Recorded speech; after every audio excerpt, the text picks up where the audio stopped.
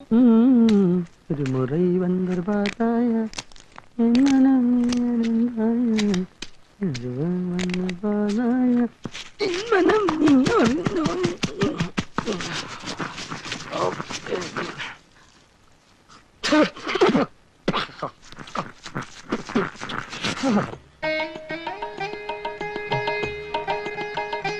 തിരുമേനി, ഈ സാധു പ്രാണിക്ക് തീപ്പൊള്ളുന്ന പനിയാണ്. നമ്മുടെ ക്രോസിനാദി വടകം റെഡിയായോ? ക്രോസിനാദി വടകം റെഡി ആയിക്കൊണ്ടിരിക്കണു. 6 നേരം വിഴുങ്ങാനുള്ളത് എടുത്തു കൊടുത്തോളൂ. അടിയൻ 2 നേരം കഴിച്ചാൽ തന്നെ പനി മാറും. എന്നാലും മരുന്ന് നിർത്തണ്ട. ഈ ക്രോസിനാദി വടകം എന്ന് പറയുന്നത് 17 പച്ചമരുന്നുകളുടെ ഒരു അപൂർവ സംഗമ.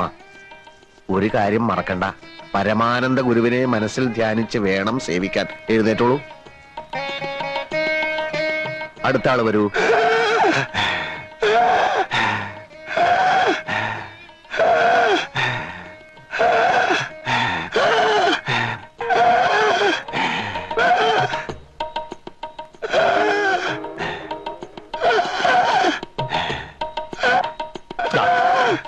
ഇനി കാണിക്കാൻ ഈ ഭൂമി മലയാളത്തിൽ ഒരു സ്ഥലവുമില്ല. ഓരോ മരുന്ന് കഴിക്കും തോറും വലിവ് കൂടാന്നല്ലാതെ കുറയണില്ല. കുറയില്ല മുജ്ജന്മ ബാബ. ഇപ്പോഴെങ്കിലും ഇവിടെ എത്തിയത് ഭാഗ്യായി. ഞാൻ ഏറ്റു.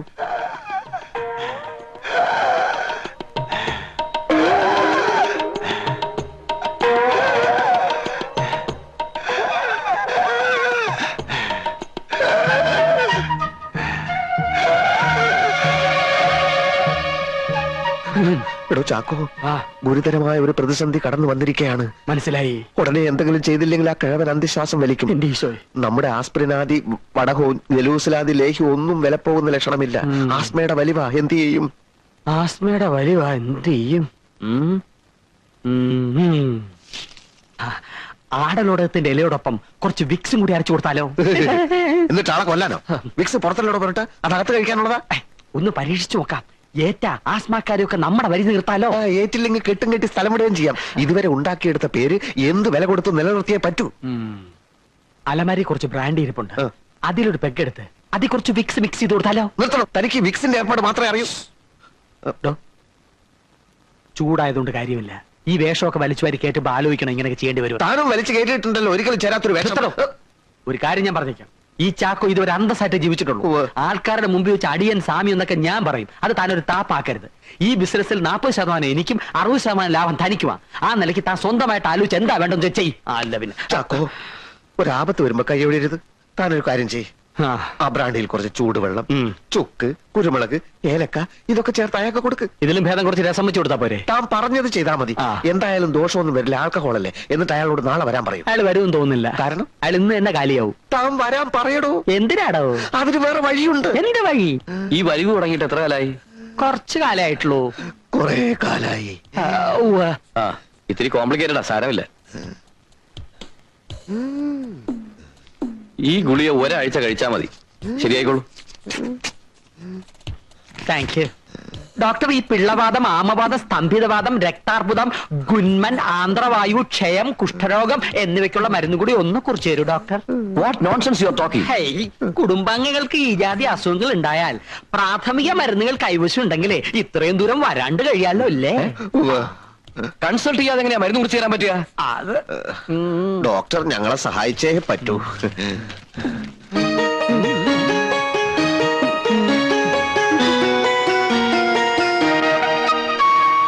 എന്തിനാ ഇത്രയും മരുന്ന്? കൂട്ടുകുടുംബാണേ. 60 അംഗങ്ങളുണ്ട്. ആർക്കൊക്കെ എപ്പോഴാ പനി, വയറുവേദന, ഛർദില് വരുന്നെന്ന് പറയാൻ പറ്റില്ല. ഇപ്പൊ തന്നെ 10 പേര് ആശുപത്രിയിലുണ്ട്. ധൃതിയുണ്ട്. പണം എത്ര വെച്ച് പറയാ.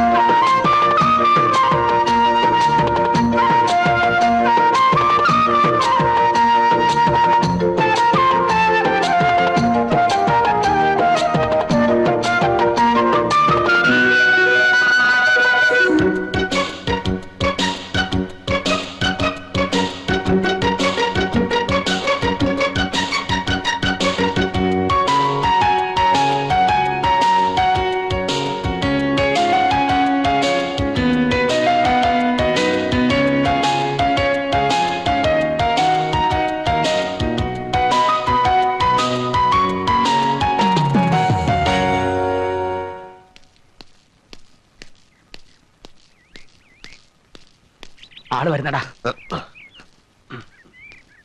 എത്ര ലക്ഷം രൂപയായാലും കൊടുക്കാൻ പറഞ്ഞാൽ കൊടുക്കണം. കൊടുക്കാൻ പറഞ്ഞാ കൊടുക്കാൻ. ഇതെന്താ സ്കൂളിൽ കിട്ടുന്ന ഉപ്പാവാണോ? അങ്ങനെ പറയരുത് സ്വാമി. ഇപ്പൊ തന്നെ 20 ലക്ഷം രൂപ അനാഥ മന്ദിരത്തിന് പുളിങ്കുരു എണ്ണി കൊടുക്കണ പോലെ കൊടുത്തില്ലേ? ഇനിയും കൊടുക്കും. എനിക്ക് എന്തിനാ കാറും ബംഗ്ലാവും ഒക്കെ? അങ്ങനെ ഒരു ജീവിതം നാം കാക്ഷിക്കുന്നില്ലല്ലോ. അതറിയാം. എന്നാലും ഇന്ത്യയിൽ തന്നെയുള്ള നമ്മുടെ മറ്റ് ആശ്രമങ്ങൾ സന്ദർശിക്കാൻ സ്വന്തമായ ഒരു വിമാനം വാങ്ങിച്ചൂടെ? എത്ര കാലം എന്ന് വെച്ചിട്ടാ സമയനിഷ്ഠയും വൃത്തിയും ഇല്ലാത്ത നമ്മുടെ സർക്കാരിന്റെ വിമാനത്തിൽ യാത്ര ചെയ്യാ? വിമാനം വേണേ 1-2 വാങ്ങിക്കാം. ബാക്കിയുള്ള കാശ് അനാഥ മന്ദിരത്തിന് കൊടുക്കാലോ. അനാഥ മന്ദിരത്തിലേക്കുള്ള കൊടുപ്പും നിർത്തിക്കൂടെ? ഏതാനും ചില ലക്ഷങ്ങൾ സ്വാമിയുടെ ബന്ധുക്കൾ കൊടുത്തൂടെ? എനിക്ക് ബന്ധുക്കളും. ലൗകിക ജീവിത കാലത്ത് ഞാനൊരു പെൺകുട്ടിയെ സ്നേഹിച്ചിരുന്നു. ഇപ്പൊ എനിക്ക് ഏത് ബന്ധുക്കൾ? തമിഴിലൊരു ചൊല്ലുണ്ട്, തമ്പി ഉനക്ക് എതുക്ക് ബന്ധുക്കൾ ശത്രുക്കൾ. കേട്ടിട്ടില്ലേ? ഇല്ല. എന്നാ ഇപ്പൊ കേട്ടോളൂ. നടപ്പിന് ലേശം വേഗത കൂട്ടുക. കാത്തിരിപ്പുണ്ടാവുക രോഗികള്. ഓ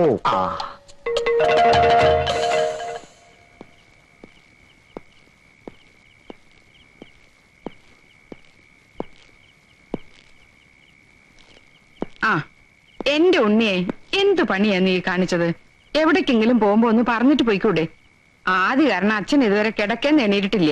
എങ്ങോട്ടാണ് പോകുന്നതെന്ന് എനിക്ക് തന്നെ നിശ്ചയില്ലായിരുന്നോണ്ടാ പറയാതിരുന്നത്. ചെന്നെത്തിയത് പയ്യന്നൂരാ. കൂടെ പഠിച്ചിരുന്ന അബ്ദുൽ അസീസ് അവിടെ ഒരു ക്ലിനിക്ക് നടത്തുന്നുണ്ടെന്ന് അറിയായിരുന്നു. ഞാൻ കൂടെ നിൽക്കട്ടെ എന്ന് ചോദിച്ചു. അവൻ സമ്മതിച്ചു. വിവരം ഇവിടെ വന്ന് പറഞ്ഞിട്ട് പോകാന്ന് കരുതി.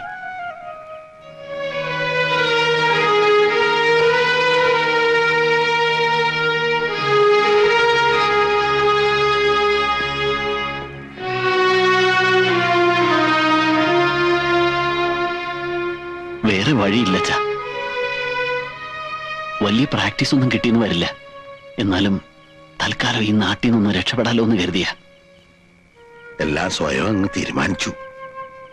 അത് എന്റെ വിശ്രമകാലത്ത് നീ ഒരു ഡോക്ടറായി ഇവിടെ വരുന്ന രോഗികളെയും ചികിത്സിച്ച് നമ്മുടെ തറവാടിന്റെ പാരമ്പര്യം തുടർന്നു പോകുമെന്ന് ഞാൻ മോഹിച്ചു. എല്ലാവർക്കും അവരവരുടെ കാര്യമാണ് വലുത്. 32 കൊല്ലം ഉപ്പും ചോറും കൊടുത്തു വളർത്തി നിന്റെ ചേട്ടൻ എന്നെ ഒരു ശത്രുവായി കണ്ടി പടിയിറങ്ങി. നീ ഇപ്പോ വയസ്സായ ഞങ്ങളെ രണ്ടുപേരെയും വിട്ടുപോവായി. ഒന്നും ആലോചിക്കാഞ്ഞിട്ടല്ല ചാ. ഇനി എന്ത് വിശ്വസിച്ചാ ഞാൻ ഈ നാട്ടില്? നീ പഠിച്ച വൈദ്യശാസ്ത്രത്തിൽ നിനക്ക് വിശ്വാസമുണ്ടോ? ഉണ്ട്. എങ്കിൽ എവിടെയും പോണ്ട. എനിക്കറിയാം നടന്നതൊക്കെ ചതിയാണ്. ഞാൻ വഴി കണ്ടുവച്ചിട്ടുണ്ട്. നീ സമാധാനിക്ക.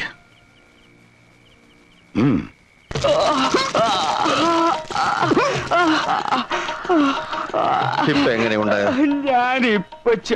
അത് വെറും തോന്നലാണ്. ഈ ധൂമ ചികിത്സ ഞങ്ങളുടെ സിദ്ധവൈദ്യത്തിലെ ഒരു പ്രധാന ഇനമാണ്. നിങ്ങളുടെ തലവേദനയുടെ അവസാനത്തെ ദിവസമാണെന്ന് പരമാനന്ദ ഗുരുവെ ധ്യാനിച്ച് വിശ്രമിച്ചോളൂ. പൊയ്ക്കോളൂ. അടുത്ത ആള് വരിക.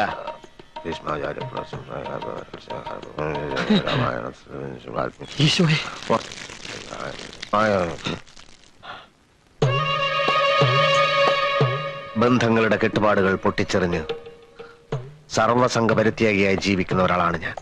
ഇവിടെ വന്ന് എന്റെ സ്വൈര്യം കെടുത്തരുത്. ഞാൻ ബന്ധുവായിട്ടല്ല രോഗിയായിട്ടാ വന്നിരിക്കുന്നത്. എന്റെ ഇടത് കൈ നിർജീവമാണ്. അങ്ങ് വലിയ സിദ്ധവൈദ്യനാണല്ലോ. സെക്കൻഡ് വെച്ച് രോഗങ്ങൾ മാറ്റുന്ന സിദ്ധവൈദ്യൻ എന്റെ ഈ കൈ ഒന്ന് ജീവനുള്ളതാക്കി തരണം.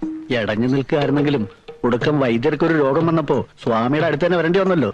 അതാ ദൈവത്തിന്റെ കളി.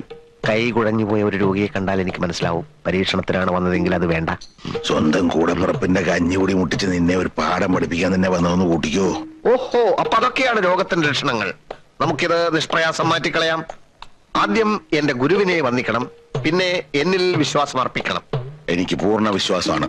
എങ്കിൽ മിനിറ്റുകൾക്കകം ഈ കൈ വീശി വീശി നിങ്ങൾ ഇവിടുന്ന് തിരിച്ചു പോകും.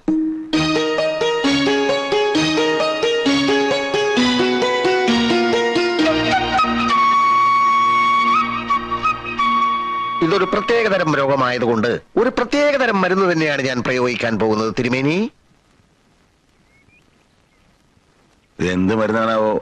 താങ്കളുടെ അറിവിൽപ്പെടാത്ത എത്രയോ പച്ചമരുന്നുകൾ നമ്മുടെ സഹ്യാദ്രി സാനുക്കളിൽ ഇല്ല എന്നുണ്ടോ? ബ്രഹ്മർഷി പരമാനന്ദ ഗുരുവെ മനസ്സിൽ ധ്യാനിച്ചുകൊണ്ട് കാള കാടി കുടിക്കണ മാതിരി ഒറ്റ വലിക്ക് അങ്ങോട്ട് കുടിച്ചോളൂ.